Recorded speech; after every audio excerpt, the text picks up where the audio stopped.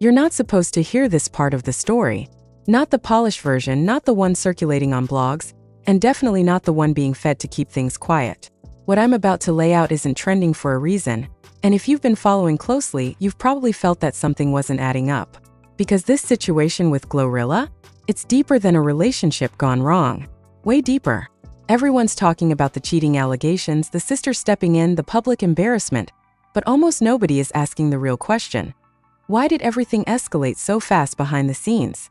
There's a timeline here that doesn't match what's being shown, and insiders are starting to whisper about decisions that were made long before this story hit your feed. And then there's Brandon. See, what's coming out now isn't just about betrayal. It's about patterns. About things that were allegedly happening quietly, repeatedly, while the public image stayed intact. But when family steps in, when someone close decides they're done protecting the narrative, that's when everything cracks. Now here's where it takes a turn most people aren't ready for. Because the pregnancy, yeah, that part isn't just a footnote in this story. It may actually be the center of it. The timing, the pressure, the emotional fallout. It paints a completely different picture of what GloRilla was dealing with behind closed doors. And if even half of what's being hinted at is true, then this isn't just drama. This is damage control. So before you jump to conclusions based on headlines or clips, stay with me, because the version you've heard so far might be the one they wanted you to hear. What makes this situation even more unsettling is how quiet everything was before it suddenly wasn't. If you go back and really pay attention not just to what was posted but to what wasn't, you start to notice gaps. Moments where things should have been addressed but weren't. Times when GloRilla went unusually silent, or when her energy shifted in interviews and appearances. First, it was easy to dismiss. Artists go through phases, people said. She's just busy. She's focused. But now, looking at everything through this new lens, it starts to feel less like coincidence and more like something was building behind the scenes. And then comes the detail that changes how you interpret all of it, the involvement of her sister. That wasn't random. Family doesn't step into public situations like that, unless something has already crossed a line privately. Think about it. For someone close to her to expose Brandon the way she did, that suggests there were conversations happening long before anything reached the public. Warnings, arguments, maybe even attempts to keep things together quietly. But at some point, something shifted from handle it internally to this needs to be seen. Now here's where it gets complicated. Because the cheating allegations, they're just the surface layer. What's being hinted at, what people close to the situation are quietly suggesting, is that this wasn't a one-time situation.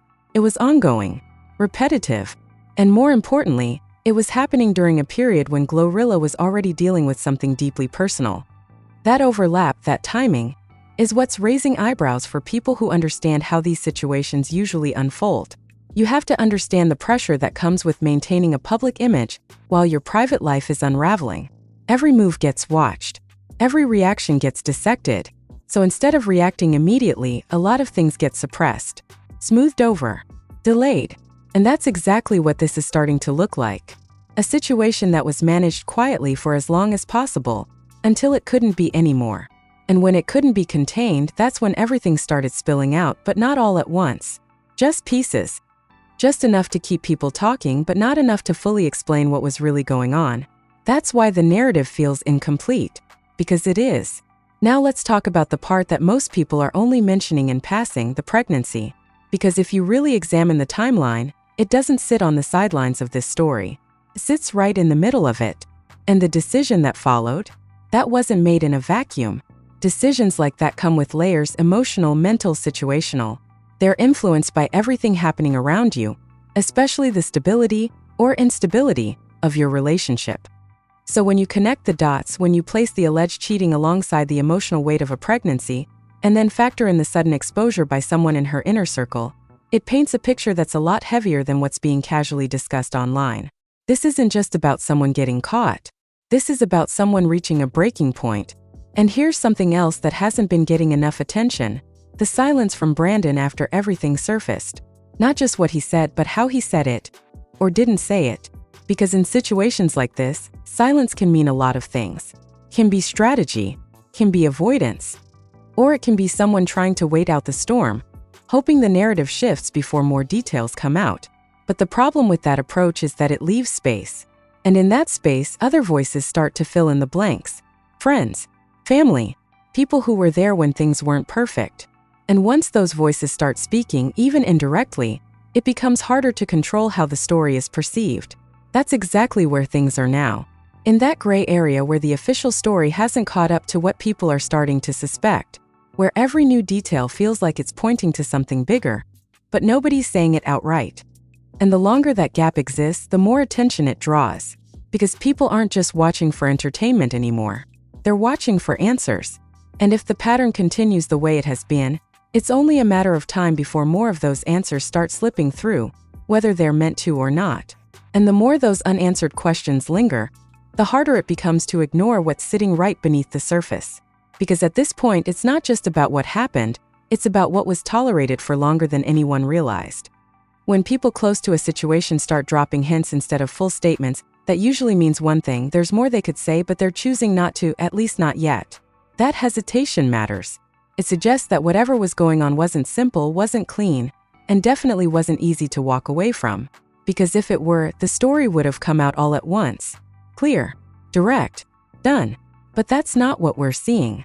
What we're seeing is controlled exposure, pieces of truth surfacing in a way that feels intentional, almost measured, like someone is deciding how much the public can handle at one time. Now think about how that connects back to GloRilla's behavior during all of this. The subtle shifts. The moments where she seemed present but not fully there. The time she chose not to respond when everyone expected her to. That kind of restraint doesn't come from nowhere. It usually comes from someone who's processing more than they're ready to share. And when you factor in the emotional weight she was carrying, it starts to make sense why things didn't explode immediately. Because not every breaking point looks loud from the outside. Sometimes it looks like silence, distance, a slow pullback from situations that once felt normal. And if the timeline people are piecing together is even close to accurate, then that quiet phase might have been when the real decisions were being made, the kind of decisions that don't get announced but change everything moving forward. What complicates it even more is how public perception tends to oversimplify situations like this. People want a clear villain and a clear victim. They want a moment they can point to and say, "That's when it all went wrong." But real situations don't unfold like that. They stretch. They evolve. They build pressure over time until something finally gives. And when it gives, it rarely tells the full story. That's why the sisters' involvement still stands out as one of the most telling elements here. Because that wasn't just exposure, it felt like a line being drawn. Like someone stepping in and saying, "Enough is enough." And those moments usually come after repeated cycles, not isolated incidents. Which brings everything back to that idea of patterns. Patterns of behavior. Patterns of silence. Patterns of trying to fix something that keeps breaking in the same place. And once you recognize a pattern, it becomes impossible to unsee it. That's where the narrative starts to shift from shock to understanding. Because now it's not just about reacting to a single event, it's about looking at everything that led up to it. The buildup, the pressure, the emotional toll that doesn't show up in headlines but shows up in decisions. Especially the ones that people don't fully explain. And that brings everything back to the center of this situation, the decision that's being talked about but not fully unpacked. Because while people are quick to speculate, very few are actually considering what it takes to make a choice like that under those conditions. The uncertainty, the lack of trust, the feeling that the foundation you're standing on isn't stable anymore. Those factors don't just influence decisions, they shape them. So when you look at everything together, the alleged behavior, the timing, the exposure, the silence, it stops feeling like separate at night and starts feeling like one continuous situation that reached a point where something had to change. And maybe that's the part people aren't ready to sit with yet. Because it's easier to treat this like a moment of drama than to acknowledge it as a series of events that led to a very real, very personal outcome. It's easier to react than to reflect. But the truth usually sits somewhere in that uncomfortable space where things aren't fully explained, but they're deeply felt. And right now, that's exactly where this story is living. In that space between what's been said and what hasn't. Which means this isn't over, not even close. Because when a story is still unfolding like this, when details are still being revealed in fragments, it usually means there's more waiting just beneath the surface. And if the pattern holds, the next piece that comes out might not just add to the story. It might change how people see it entirely. And once a story reaches that point, where each new detail has the power to reshape everything that came before, it stops being predictable. Because now it's not just about what's confirmed, it's about what's about to be. The tension shifts. The silence gets heavier. And people who were once on the outside start looking a little closer, listening a little harder, trying to catch what hasn't been said out loud yet. Because at this stage, the loudest thing in the room isn't the accusations, it's the restraint. There's a noticeable hesitation from everyone directly involved. No explosive interviews, no full breakdowns, no detailed timelines laid out to clear the air. And that kind of restraint doesn't usually happen unless there are consequences attached to speaking too freely. Whether those consequences are personal, legal, or tied to reputation, it creates a situation where people start choosing their words very carefully, or choosing not to speak at all. But here's the thing about silence: it doesn't erase the story, it amplifies it. Because while the main voices stay quiet, the outside world keeps digging. People start connecting smaller details that might have gone unnoticed before. Old clips get re-examined, past interactions get replayed with new context. Even the smallest expressions or offhand comments start to feel like clues instead of coincidences.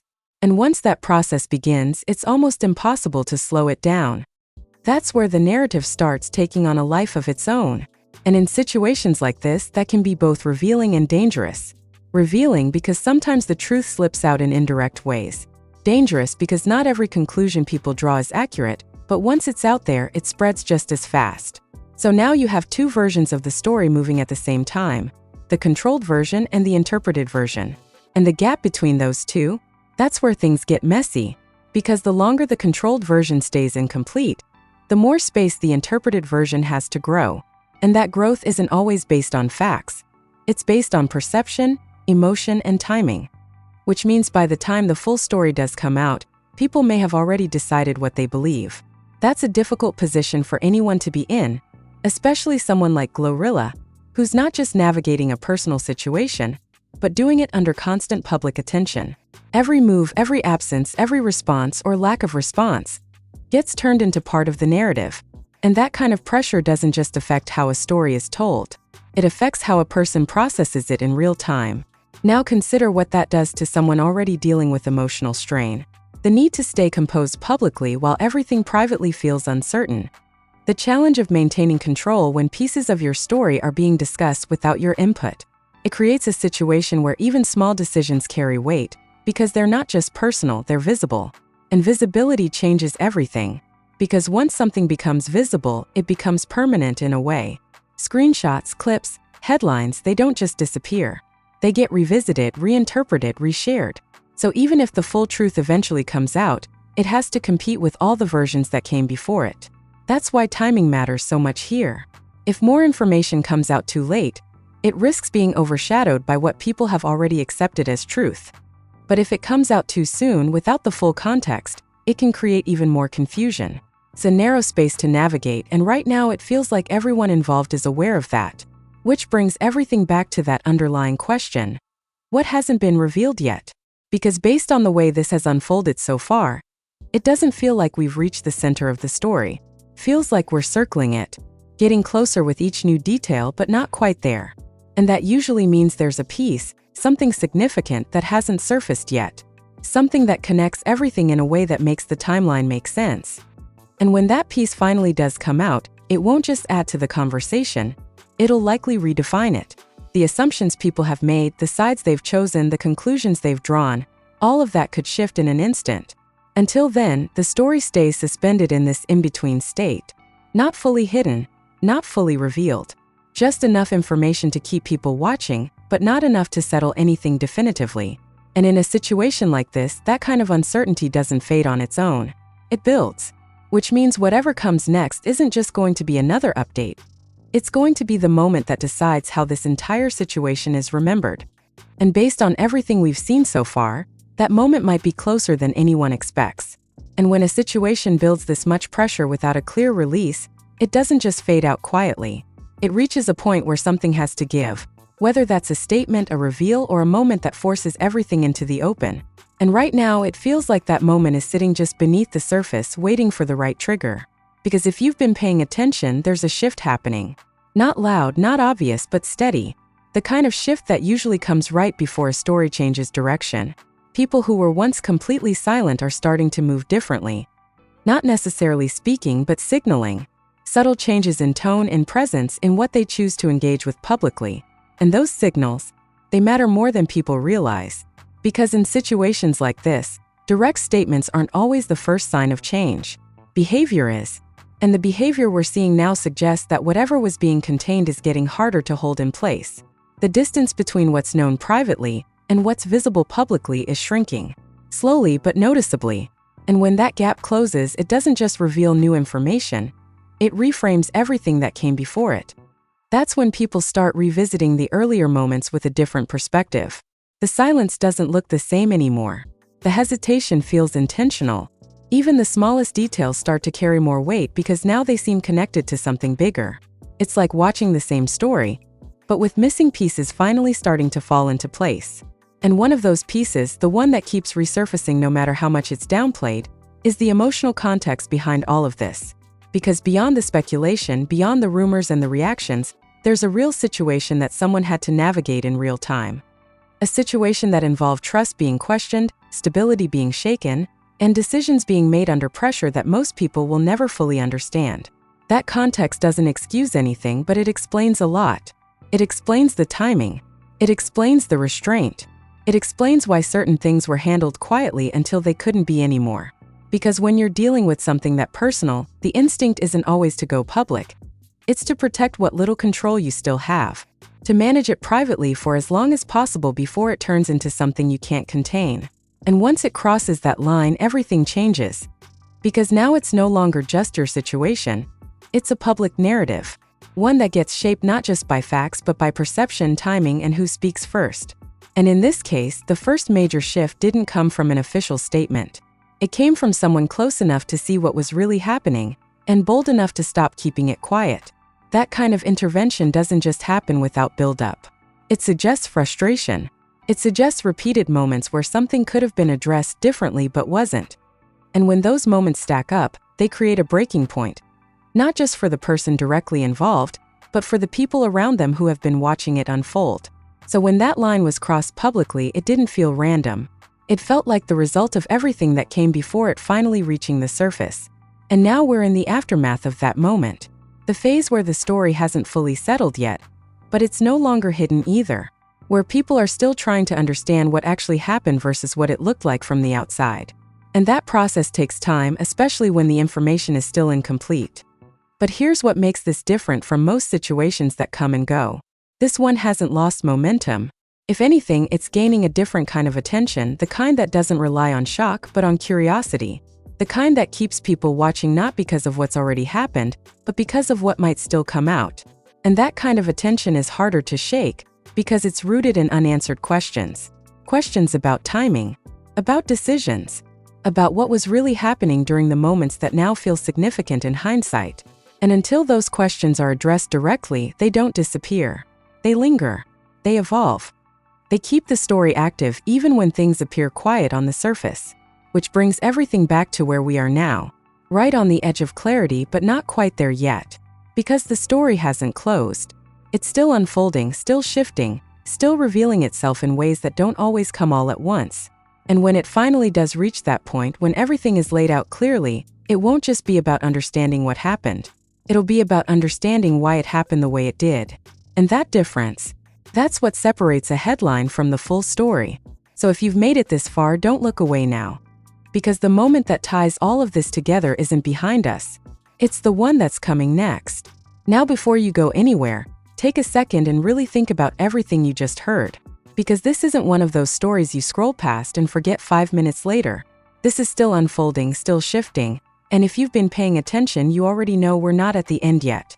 There's more coming, and when it drops, it's going to hit different.